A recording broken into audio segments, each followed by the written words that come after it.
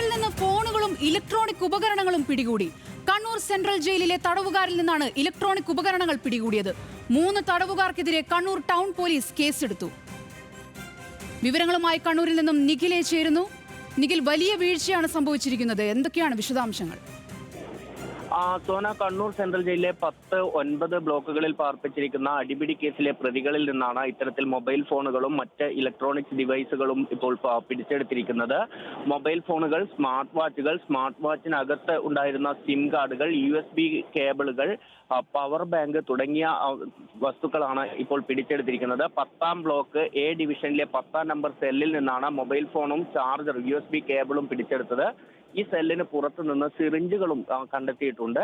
ഒപ്പം തന്നെ 9ാം ബ്ലോക്കിലെ B ഡിവിഷനിൽ നിന്നാണ് പവർ ബാങ്ക് ഉൾപ്പെടെയുള്ള വസ്തുക്കൾ കണ്ടെത്തിയത്. ഇവിടെ നിന്ന് തന്നെ ഒരു സ്മാർട്ട് വാച്ചും കണ്ടെത്തിയിട്ടുണ്ട്. ഈ സ്മാർട്ട് വാച്ചിനകത്ത് ഒരു സിം കാർഡ് കൂടി ഉണ്ടായിരുന്നു എന്നാണ് ഇപ്പോൾ ജയിൽ സൂപ്രണ്ട് കണ്ണൂർ ടൗൺ പോലീസിന് നൽകിയ പരാതിയിൽ പറയുന്നത്. ഏതായാലും ഈ സംഭവത്തിൽ കണ്ണൂർ ടൗൺ പോലീസ് കേസ് എടുത്തിട്ടുണ്ട്. ജയിൽ സൂപ്രണ്ടിന്റെ പരാതിയിലാണ് 3 പേർക്കെതിരെ ഇപ്പോൾ കേസ് എടുത്തിരിക്കുന്നത്.